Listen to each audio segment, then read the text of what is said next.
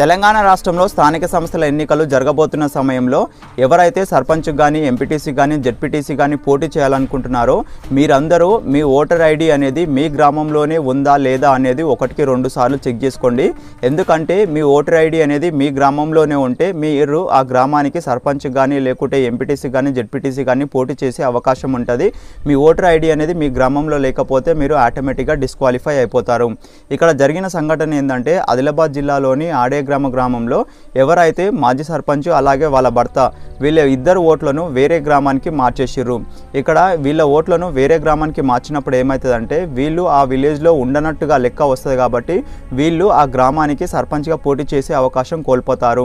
ఇక్కడ మళ్ళీ వీళ్ళు జిల్లా కలెక్టర్ గారికి అలాగే ఎన్నికల సంఘానికి కంప్లీట్ చేసిన తర్వాత మళ్ళీ రివైజ్ చేసినట్టుగా తెలుస్తుంది. అందుకే ఎవరైతే పోటీ చేయాలనుకుంటున్నారో మీ ఓటు అనేది మీ గ్రామంలోనే ఉందా లేదా అనేది ఒకటికి రెండు సార్లు చెక్ చేసుకోండి.